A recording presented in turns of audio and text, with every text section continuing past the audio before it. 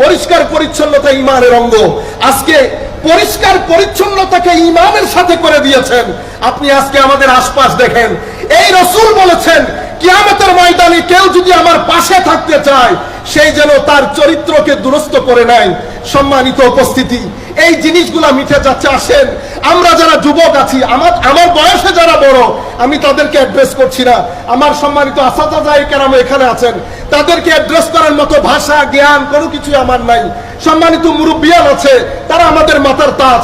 আমার বয়সী এবং আমার কম বয়সী যারা আছেন, বিশেষ করে আমি সেই পয়েন্টে পরে আসছি, তো বলতে চাচ্ছি আমার কম বয়সী যারা আসেন, আমরা আমাদেরকে পরিবর্তন করি, তাইলে বাংলাদেশ পরিবর্তন হবে। আসেন আমরা ঘরের কোণায় বসে লাইট অফ করে একবার মদিনা শরীফের দিকে খেয়াল দেই, চিন্তা করে দেখি আমার 24 ঘন্টার কাজে আমার রাসূল খুশি হয়েছে কিনা। সম্মানিত উপস্থিতি, আমার সময় খুব কম, সম্মানিত উপস্থিতি, আমার মুক্তি নির্ভর করছে কবরের বিকালে মানুষ যখন আমাকে কবরে রেখে বাইরে চলে আসবে, সেই সময় আমার রাসূল যদি আমাকে দেখে মুস্কি হাসি দেয় তাহলে আমার বেড়া পার হয়ে গেছে। নতুবা হযরতে আবু বকর সিদ্দিক বলেছেন, ইন্নাল কবরা আউয়ালু মানজিলিন মিন মানাজিলিল আখিরাহ, কবর আখিরাতের মঞ্জিল সমূহের প্রথম মঞ্জিল। The first step, if you and me wants to succeed in all these steps of the akhirah, I must have to pass in the first step, which is কবর। কবরের স্টেপের মধ্যে যদি আমি ফেল হয়ে যাই, আখিরাতের মঞ্জিলে রাসূল পাকের সুপারিশ, আল্লাহ আমাদের উপর দয়া করুন। সম্মানিত উপস্থিতি, রাসূল পাকের মুস্কি হাসি আমাকে দেখে দেবে আমাদের সকাল, আমাদের বিকাল, আমাদের রাত অশ্লীলতার গণজোয়ারের মধ্যে ভাসছে। আমাদের মাথা নিচের দিকে ঝুঁকছে না, অহংকার, হিংসা, বিদ্বেষ সবকিছু আমাদেরকে পেয়ে বসেছে। আসেন আমার যারা বয়সী আছে, আসেন আমরা পরিবর্তন হই। পুলিশের প্রয়োজন হয় না, ভিতরে যদি তাকওয়ার চেরাগ জ্বলে উঠে পুলিশের প্রয়োজন হয় না। তাকওয়ার চেরাগ জ্বলে উঠলে আপনি যদি কোনো অসংলগ্ন কাজ করেন, আল্লাহর ইজ্জতের কসম করে বলছি, রাসূল পাককে হাজির ও নাজির জেনে বলছি, যার ভিতরে তাকওয়ার চেরাগ জ্বলে উঠেছে সেই যদি কোনো গর্হিত কাজ করে, সেই যদি কোনো গর্হিত ভিডিও দেখে, আল্লাহর ইজ্জতের কসম যাই নামাজে দাঁড়াতে পারবে না। তাকওয়ার চেরাগ তাকে যাই নামাজে দাঁড়াইতে দেবে না। কেন? কারণ যাই নামাজে দাঁড়ানো রব্বুল আলামিনের সাথে মেরাজ করা একই কথা হয়ে যায়। সম্মানিত উপস্থিতি, আল্লামা জালালউদ্দিন আল কাদেরীর বিনয়ী আর মূল পয়েন্ট যেটা বলতে চাচ্ছি, আমি যেটা মনে করি প্রত্যেক মানুষ জ্বলে ওঠার পেছনে একটা আলোকবর্তিকা থাকে। হযরতে ইমাম রুমি জমে উঠেছিল শামস তাবরিজের আলোকবর্তিকায়, হযরতে ইমাম ডক্টর আল্লামা ইকবাল জ্বলে উঠেছিল হযরত শেখ রুমির আলোয়। আল্লামা জালালউদ্দিন আল কাদেরীর একটা আলোকবর্তিকা, একটা আলো ঘর, বাতি ঘর আছে, সেই বাতি ঘরের নাম সৈয়দ মোহাম্মদ তৈয়ব শাহ রহমাতুল্লাহি আলাইহি। এমন বাতিঘর কারো তকদিরে নসিব হলে ওই বাতিঘর থেকে ছোট্ট আলো যদি বের হয় তো এটা পুরো দুনিয়াকে আলোকিত করে দেয়। আজকের মাহফিলের যিনি পৃষ্ঠপোষক সুফি মিজানুর রহমান চাচা, আপনি যদি উনার পেছনেও দেখেন, উনারও একটা বাতিঘর রয়েছে, যেই বাতিঘরের নাম শেখ আব্দুল সালাম ইসাপুরী রহমাতুল্লাহি আলাইহি। বলতে যেটা চাচ্ছিলাম, বাতিঘরের কারণে এক এক অবস্থায়, এক এক পরিস্থিতিতে এক এক মানুষ জ্বলে উঠেছে। হযরতে ইমাম হুসেন রাদিয়াল্লাহু তাআলা আনহু জ্বলে উঠেছিল। আর বাতিঘর ছিল ইমামুল মুরসালিন রাহমাতুল লিল আলামিন, রাহাতুল আশিকিন, মুরাদুল মুস্তাকিন, সিরাজুস সালিকিন, মিসবাহুল মুকাররাবিন, মুহিব্বুল ফুকারা ওয়াল গুরাবা ওয়াল মাসাকিন, মুহাম্মাদুর রাসূলুল্লাহ সাল্লাল্লাহু আলাইহি ওয়াসাল্লাম। সম্মানিত উপস্থিতি, মেইন ইম্পর্টেন্ট একটা পয়েন্ট যেটা বলতে চাচ্ছি, আমাদেরকে মনে রাখতে হবে আমরা যারা এখানে এসেছি, আমার বয়সের, আমার চেয়ে কম বয়সী, আমি বলতে এসেছি, আপনারা শুনতে এসেছেন। দুইজনের বলা এবং শোনার অ্যাকসেপ্টেন্স, গ্রহণযোগ্যতা ডিপেন্ড করে, নির্ভর করে আমার ভিতরে নিয়তের উপর। আমি কোন নিয়তে এখানে এসেছি।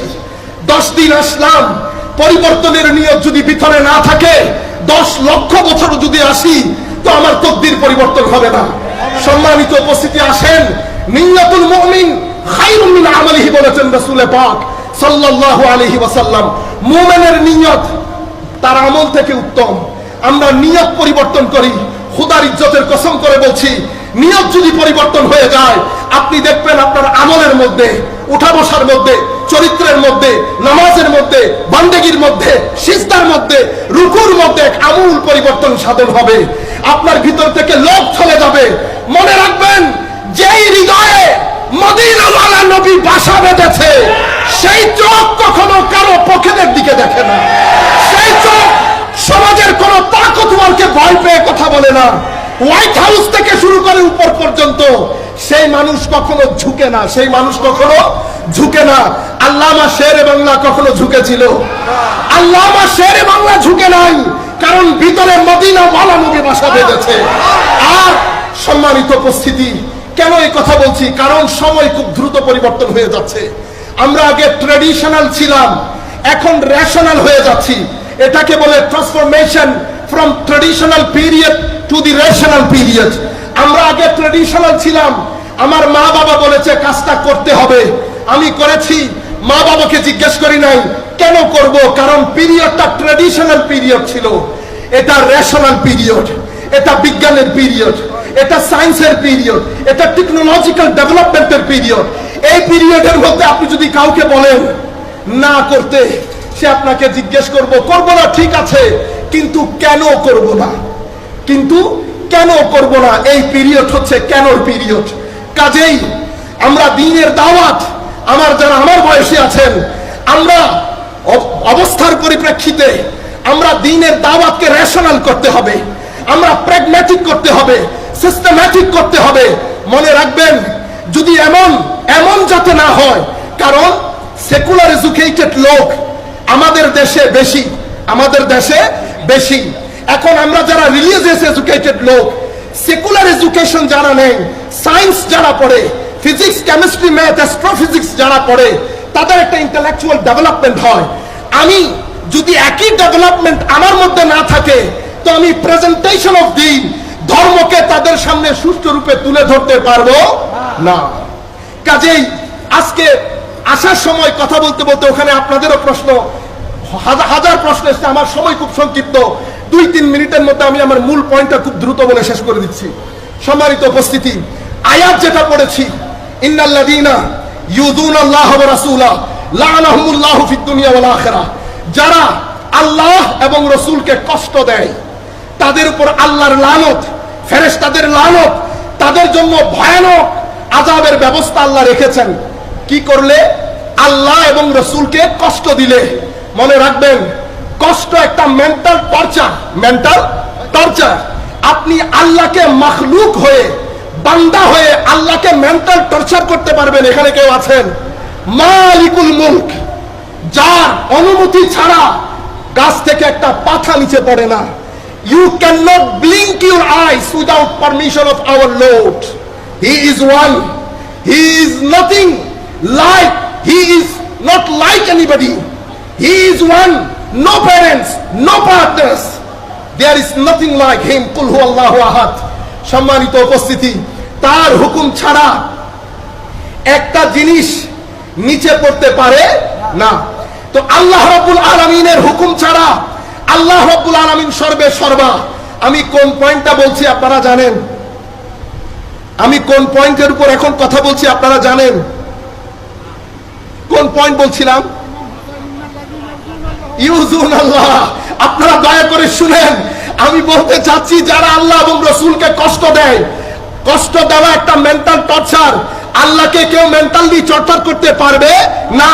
তো মাওলা, তোমাকে টর্চার কিভাবে করা যায়?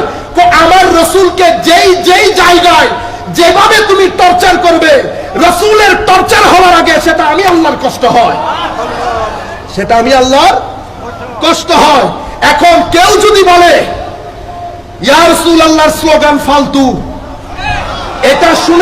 এটা শুনে রাসূলে পাক কষ্ট পাবেন না আনন্দিত হবেন?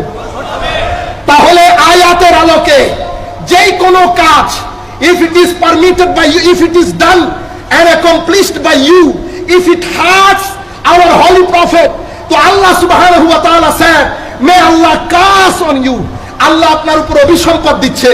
তো কেউ যদি বলে খাদিজাতুল কুবরা প্রৌঢ়া, শব্দের চুনাওনা দেখেন আপনি, ইউজিং অফ ওয়ার্ডস দেখেন। হযরত খাদিজাতুল কুবরার শানে, যার বুকে গায়রতে ঈমান আছে, ঈমানের মধ্যে আদব আছে, তাকওয়া পরহেজগারি আছে, সেই ব্যক্তি কখনো নিজের মায়ের শানে কথা বলতে পারে? যদি রাসূল পাক থাকতেন, আমার রাসূল হযরত খাদিজাতুল কুবরাকে আনইনট্যাক্ট বলার কারণে কষ্ট পাইতেন কি পাইতেন না? যদি পেয়ে থাকেন তাহলে ইন্নাল্লাযীনা ইউযুনাল্লাহ ওয়া রাসূলা, যারা আল্লাহ এবং রাসূলকে কষ্ট দেয় তাদের উপর আল্লাহ এবং ফেরেশতাদের লানত। কেউ যদি বলে রাসূল পাক সাল্লাল্লাহু আলাইহি ওয়াসাল্লাম অশিক্ষিত, he doesn't know which one is 1, which one is 2, 3, 4, 5, he doesn't know, you knows. Whereas Allah subhanahu wa ta'ala said, ar-Rahman allama al-Quran khalaqal insan allamahul bayan, আল্লাহ বলছেন আমি শিক্ষা দিয়েছি কোরআন রাসূল পাককে। কোরআন বলছে আমি তিবিয়ানুল লিকুল্লি শাই। তাহলে কোরআন আয়াতের অর্থ তাফসীর হচ্ছে সব কিছুর জ্ঞান আল্লাহ রাসূল পাককে শিক্ষা দিয়েছেন। শিক্ষক কেমন? সানুকরিউকা ফালা তানসা, এমন ভাবে শিখাবো আপনি কখনো ভুলে যাবেন না। এখন আপনি যদি বলেন হি ডাজন্ট নো, মনে রাখবেন অনেক সত্য কথা থাকে, সেই সত্য কথাগুলো আদবের সাথে বলতে হয়। আপনি কি মজলিসে বলবো আমার মা আমার বাবার স্ত্রী? এটা কোনো বলার কথা? বলার কথা না। মনে রাখবেন সত্য কথাগুলো বলতে গেলে বিশেষ করে রাসূল পাকের এরিয়া, সাহাবায়ে কেরামের এরিয়া, আহলে বাইত রাসূলের এরিয়া, এগুলো উম্মতে মুহাম্মাদের জন্য রেড জোন। কি জোন? Red zone. আমায়েদ দ্বীন, সাতায়েনে দ্বীন, ফাউন্ডেশন অফ দ্বীন। আপনি কথা বলার সময় 100 বার চিন্তা করে কথা বলবেন কার ব্যাপারে কথা বলছেন। খবরদার, এই জায়গার মধ্যে চুল পরিমাণ ইদার উদার হলে ঈমানের সমস্যা হয়ে যায়। কিসের সমস্যা? ঈমানের সমস্যা। সম্মানিত উপস্থিতি, আর ইমামে আজম আবু হানিফা রাদিয়াল্লাহু তাআলা আনহুর কি প্রয়োজন, ইমামে শাফিঈর কি প্রয়োজন? আসেন, কলেজ বিশ্ববিদ্যালয়ে যারা পড়েন, আমার বয়সী এবং আমার চেয়ে কম, পবিত্র কোরআনের মধ্যে আল্লাহ বলছেন ইন্না নাহনু নাযালনা যিকরা ওয়া ইন্না লাহু লাহাফিজুন। এই দ্বীন, কোরআন, ইসলাম আমি কি করেছি? নাজিল করেছি, রক্ষণাবেক্ষণ আমি করব। তাওরাত নাজিল হয়েছিল, রক্ষণাবেক্ষণ হয় নাই, ডিসটর্টেড হয়ে গেছে। ইনজিল নাজিল হয়েছে, রক্ষণাবেক্ষণের দায়িত্ব আল্লাহ নেন নাই, ডিসটর্টেড হয়ে গেছে। কোরআনের রক্ষণাবেক্ষণের দায়িত্ব আল্লাহ নিয়েছেন। আজকের এই মুহূর্ত পর্যন্ত, আমি সময় অনেক লাগবে বিদায় আমি সময় নিচ্ছি না, ফ্রান্সের মিউনিক বিশ্ববিদ্যালয় দ্বিতীয় বিশ্বযুদ্ধের আগে কোরআনের না স্ক্রিপচারের উপর একটা গবেষণা চালিয়েছিল, বিভিন্ন ধর্মের স্ক্রিপচার গুলা। যাই হোক, মোট কনক্লুডিং রিমার্কস হচ্ছে বর্তমান যে বাইবেল, সেই বাইবেলের মধ্যে ৭৪,০০০ মিস্টেক। কিসের সাথে? আগের আর পরের টেক্সট দুইটার মধ্যে ৭৪,০০০ মিস্টেক। কিন্তু কোরআনের গবেষণার পরে দেখা গেছে একটা পয়েন্ট ইদার উদার নাই। দ্বিতীয় বিশ্বযুদ্ধের পরে ইউরোপ আর দুঃসাহস করে নাই কোরআনের উপর গবেষণা প্রতিষ্ঠা করতে। এখন কোরআন নিয়ে কেউ হাত উঠায় না, ফিকহ নিয়ে হাত উঠায় না, হাদিসে পাক নিয়ে হাত উঠায় না।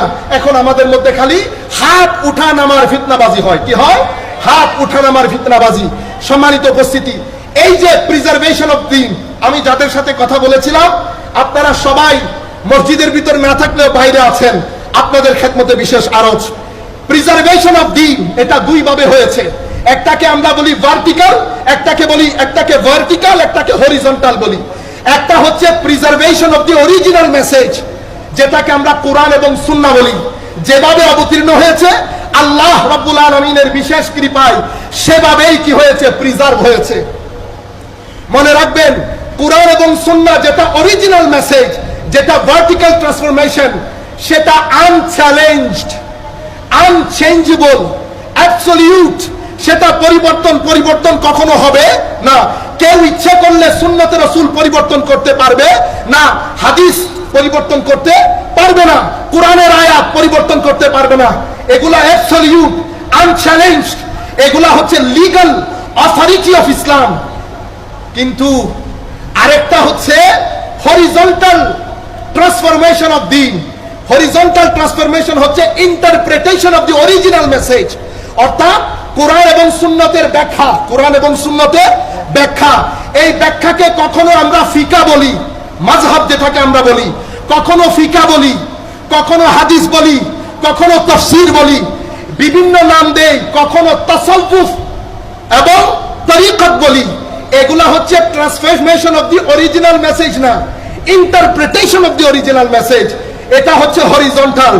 ভার্টিক্যাল, যেমন ভার্টিক্যাল মেসেজের দায়িত্ব যেমন আল্লাহ নিয়েছেন, হরিজন্টালের দায়িত্ব আল্লাহ নিয়েছেন। মনে রাখবেন, এই হরিজন্টাল ট্রান্সফরমেশন অফ দিন, ইন্টারপ্রিটেশন অফ দি দিন, এটা কখনো যারা ইন্টারপ্রেট করেছেন তাদেরকে আমরা মুফাসসির বলি, কখনো ফকিহ বলি, কখনো মুহাদ্দিস বলি, কখনো সুফি বলি। এরা সবাই মিলে part and parcel of the divine plan. ইমামে আযম আবু হানিফা রাদিয়াল্লাহু তাআলা আনহু এবং যত উলামা মাশায়েখ, এরা হচ্ছে ওয়ারিসে ইলমে মুহাম্মাদি, ওয়ারিসে ইলমে মুহাম্মাদি। কেন রাসূল পাক বলেছেন, আল উলামা ওয়ারাসাতুল আম্বিয়া ওয়াল আম্বিয়া লাম ইওয়ারিসু দিনারান ওয়ালা দিরহামা ওয়া ইন্নামা ওয়ারাসু আল ইলম। এরাই হচ্ছে ওয়ারিসে ইলমে মুহাম্মাদি। এরা সবাই ডিভাইন প্ল্যানের অন্তর্ভুক্ত, ডিভাইন প্ল্যানের অন্তর্ভুক্ত। আপনি ইমামে আজমকে বাদ দিলে, হাই হাই, লন্ডন বিশ্ববিদ্যালয়ের 100 বছর পূর্তি উপলক্ষে ওয়েস্টার্ন ওয়ার্ল্ডের আইনের এক বিশাল নাম ডক্টর অস্ট্রো, ওনাকে দাওয়াত করেছেন। উনি 3 দিন আইনের উপর বক্তব্য দিয়েছেন। আপনি বিশ্বাস করবেন কিনা জানি না, ডক্টর অস্ট্রো প্রথম দিন বলছেন আইনের ক্ষেত্রে, আইন বানানোর ক্ষেত্রে, আইনের ডেভেলপমেন্টের ক্ষেত্রে মুসলমান আইনবিদদের যে কন্ট্রিবিউশন, সেটা জাতি কোনোভাবে অস্বীকার করতে পারবে না। উনি বলছেন private international law, public international law, আইনের সকল দিক এবং বিভাগ, সকল ডাইমেনশনের মধ্যে ইমামে আজম আবু হানিফার যে কন্ট্রিবিউশন, জাতি সেটা ভুলতে পারবে না। মনে রাখবেন, ডিভাইন প্ল্যান হযরত ইমামে আজমের দাদা, আমি এই কথাটা বলছি, তারিখুল মাযহাব আল ইসলামিয়া লিখেছেন ইমাম আবু জোহরা। উনি ওখানে বলছেন ইমামে আজমের দাদা জুতি মুসলমান ছিলেন না। কাবুল থেকে হযরত আলী রাদিয়াল্লাহু তাআলা আনহু যখন মদিনা শরীফ থেকে দারুল খিলাফা কুফার মধ্যে স্থানান্তরিত করলেন, কাবুল থেকে হিজরত করে ওনারা কুফায় চলে গেলেন, লম্বা কথা। সেখানে উনি ইসলাম কবুল করলেন, ব্যবসায়ী ছিলেন। তো ইসলাম কবুল করার পর শাদির পরে একটা সন্তান হয়, সন্তানের নাম সাবিত, অর্থাৎ হযরত ইমামে আজম আবু হানিফার বাবা। ওনাকে নিয়ে হযরত আলীর দরবারে গেলেন। আলী রাদিয়াল্লাহু তাআলা আনহু মুখের মধ্যে খেজুর দিয়ে সেই খেজুর হযরত সাবিতের মুখে দিয়ে দিলেন। আর ইলম এবং হেলম, এই দুইটা জিনিসের বরকতের জন্য হযরতে আবু হানিফার রাদিয়াল্লাহু তাআলা আনহুর আব্বাজানকে দোয়া করেছিলেন। ইমামুল ওয়ালায়া হযরত আলী রাদিয়াল্লাহু তাআলা আনহুর দোয়ার বরকতে হযরতে ইমামে আজম আবু হানিফা রাদিয়াল্লাহু তাআলা আনহু আজকের এই যুগ পর্যন্ত জানা অজানা, পক্ষে বিপক্ষে সবাই এক বাক্যে বলে ইমামে আজম আবু হানিফা রাদিয়াল্লাহু তাআলা আনহু। আপনি কোনোটাই অস্বীকার করতে পারবেন না, কারণ আর মনে রাখবেন, ইমামে আজম যখন কুফার মধ্যে বসে ফতোয়া দিতেন, কুফা বিকেম সেন্টার অফ সিভিলাইজেশন। কুফা তখন পুরো সিভিলাইজেশনের সেন্টার হয়ে গেছে। আজকে যেমন আমরা পৃথিবীর প্রত্যন্ত অঞ্চল থেকে ওয়েস্টার্ন ওয়ার্ল্ডে, বিশেষ করে লন্ডন, আমেরিকা, অস্ট্রেলিয়ার বিভিন্ন ইউনিভার্সিটিতে যায়, কেউ অনার্স করে, কেউ পিএইচডি করছে, কেউ গবেষণা করছে, সেই সময়ও কুফা একটা সেন্টার অফ সিভিলাইজেশন হয়ে গেছে। কুল কায়নাত থেকে লোক এসে সেখানে জড়ো হতো। মানুষ বেশি, কালচার বেশি, ট্রেডিশন বেশি, এত বেশি ভেরিয়েশন, প্রশ্নের মধ্যে ভেরিয়েশন। এই ভেরিয়েটিভ প্রশ্নগুলোর উত্তর দেওয়ার জন্য অনেক সময় হযরত ইমামে আজম আবু হানিফা রাদিয়াল্লাহু তাআলা আনহু ইন্টেলেক্টের হেল্প নিতেন। কিসের হেল্প? ইন্টেলেক্টের হেল্প নিতেন। ফতোয়া বেশি, কারণ জায়গার ডিমান্ড বেশি ছিল। আল্লাহ রাব্বুল আলামিন আমাদেরকে কবুল করুন। বিশেষ করে আমাকে যে সুযোগ দেওয়া হয়েছে, আন্তরিক মোবারকবাদ জানাচ্ছি আমাকে এখানে সুযোগ দেওয়ার জন্য, কিছু কথা আপনাদের সাথে শেয়ার করার জন্য। আপনারা মনে রাখবেন, আমরা হুসাইনি যারা, তারা হুসাইনিয়ত নিয়ে বাঁচে। আমরা ঘরে গিয়ে আজকে চিন্তা করব, আমাদের দিলের মধ্যে ইয়াজিদিয়ত না হুসাইনিয়ত। হুসাইনিয়ত আদর্শের নাম, হুসাইনিয়ত ভদ্রতার নাম, হুসাইনিয়ত নম্রতার নাম, হুসাইনিয়ত অসহায় মানুষকে সাহায্য করার নাম, হুসাইনিয়ত মানুষকে সাহায্য করার নাম, হুসাইনিয়ত দ্বীনের আহ্বান ঘরে ঘরে পৌঁছিয়ে দেওয়ার নাম, হুসাইনিয়ত টেরোরিজমের নাম না, ইয়াজিদ টেরোরিজমের নাম, ইয়াজিদ অহংকারের নাম, ইয়াজিদ জুলমের নাম, ইয়াজিদ বৎকারের নাম, ইয়াজিদ অশ্লীলতার নাম। আমরা ঘরে বসে চিন্তা করে দেখি, আমার আওয়াজ যে সমস্ত মা বোনের ঘরে যাচ্ছে তাদেরকে অনুরোধ করবো, আমরা চিন্তা করে দেখি আমাদের ঘরের মধ্যে ইয়াজিদিয়ত বাস করে না হুসাইনিয়ত বাস করে? যদি হুসাইনিয়ত বাস করে আমার ঘরের মহিলাদেরকে তাবিজের কাছে যাইতে হবে না, হুসাইনিয়ত সব কিছু থেকে উদ্ধার করবে। কিন্তু আমরা বলি হুসাইনিয়ত কিন্তু থাকি ইয়াজিদিয়তের মধ্যে, সেই কারণে আমাদের মধ্যে শান্তি নাই। টাকা পয়সা আছে, শান্তি নাই, এক ধরনের অশান্তি বিরাজ করছে। কারণ আলা বিজিক্রিল্লাহি তাতমাইন্নুল কুলুব, আমাদের অন্তর থেকে জিক্র ইলাহি চলে গেছে। সম্মানিত উপস্থিতি, আসেন হুসাইনিয়তকে ধারণ করি, হুসাইনিয়তকে বহন করি, হুসাইনিয়তকে আগে নিয়ে যাই। ওয়া মা আলাইনা ইল্লাল বালাগুল মুবিন। আসসালামু আলাইকুম ওয়া রাহমাতুল্লাহি।